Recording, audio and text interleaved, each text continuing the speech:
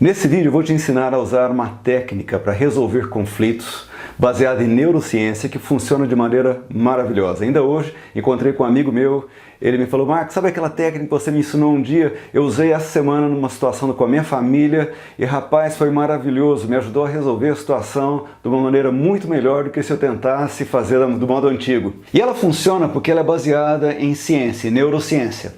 O nosso cérebro ele tem 3 sistemas diferentes com funções diferentes. O primeiro sistema, a função dele é proteção, detectar ameaças.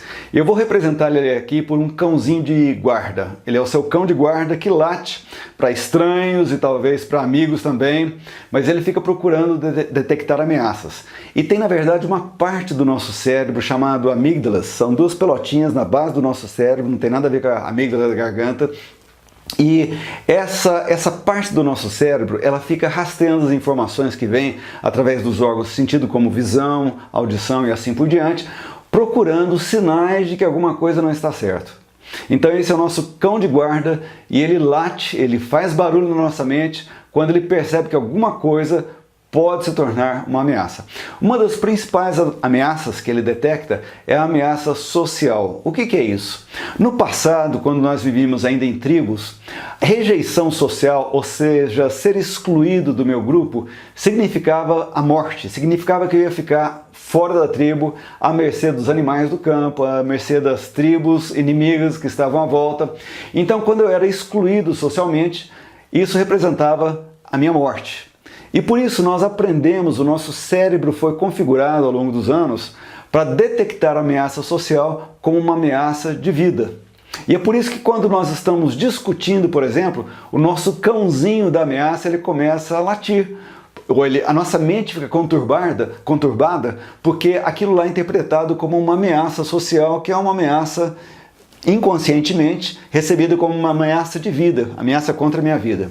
Essa é a primeira parte do nosso cérebro, então, essa que fica procurando por ameaças, é o nosso cão de guarda. A segunda parte é o nosso macaquinho interior. É o nosso macaquinho que cuida das nossas emoções. Ele só vê a emoção do momento, ele procura prazer imediato e ele procura evitar qualquer tipo de desconforto.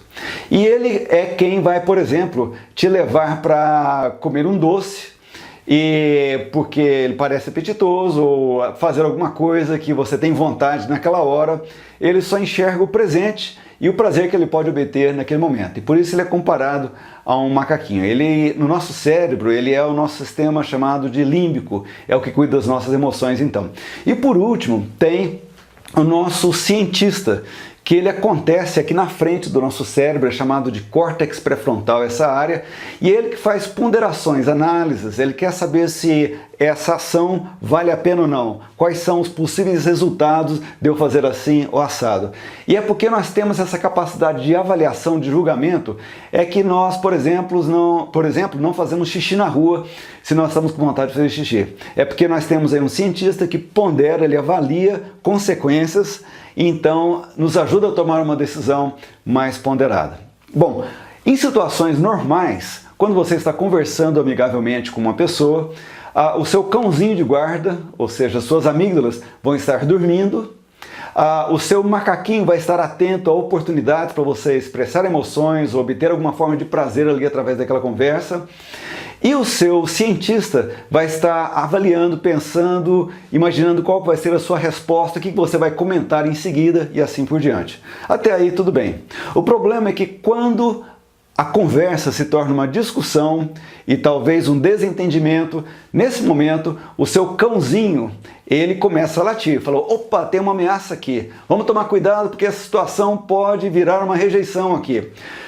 Conforme a situação vai escalando, ou seja, se a situação começar a ficar cada vez pior, a conversa começar a tomar um tom mais agressivo, o seu macaquinho interior vai ficar agitado também. E o seu cãozinho de guarda vai latir, o seu macaco começa a ficar agitado. E então, a partir de um certo nível de agitação, o seu cientista sai de cena, ele não consegue mais funcionar no seu cérebro. E aí é que mora o perigo. É aí que nós falamos o que não devíamos, porque nós não temos mais o cientista para ponderar, para avaliar as consequências. Então daí o macaco e o cachorrinho estão tomando conta das suas respostas, daquilo que você está falando, daquilo que você está fazendo. E é por isso que nós falamos o que não devíamos e agimos de maneira impensada, é porque o cientista não está mais ali, ele está agora fora do jogo, fora da conversa, e ele não pode mais interromper agora o macaquinho e o cão de guarda. O que fazer nessas situações? Primeiro, nós, os maridos, geralmente fazemos a coisa errada.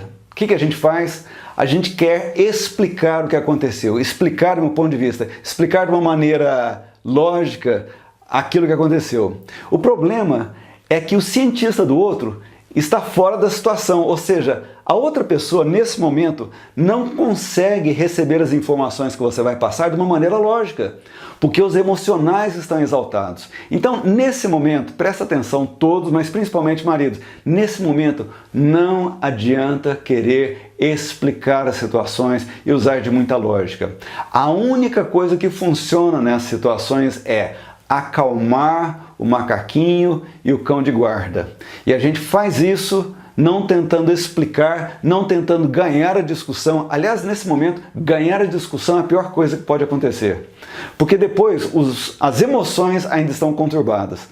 Tudo que você precisa fazer nesse momento é você acalmar as emoções. E para isso, você precisa mostrar que você é amigo da outra pessoa e não inimigo.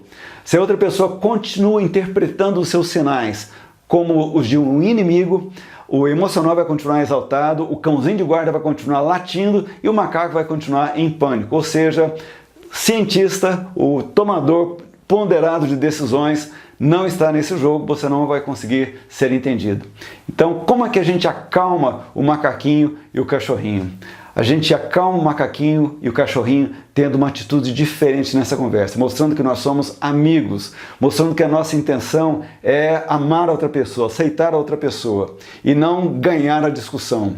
É olhando nos olhos, escutando o que a pessoa tem para falar, deixando com que ela descarregue todo o seu emocional ali.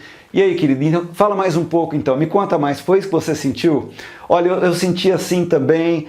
Tenta criar um clima mais amigável para que o macaquinho e o cachorrinho possam se acalmar.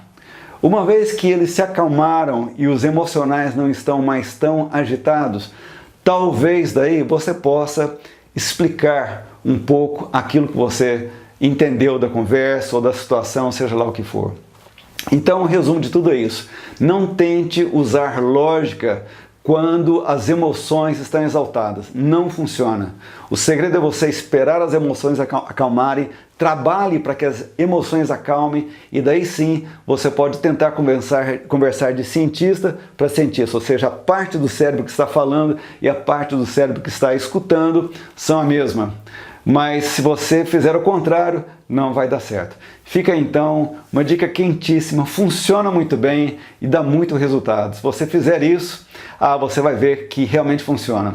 E tenta isso, conta pra gente o resultado, põe nos comentários aqui embaixo aquilo que aconteceu quando você experimentou e eu tenho certeza que você vai ter bons resultados também. Grande abraço!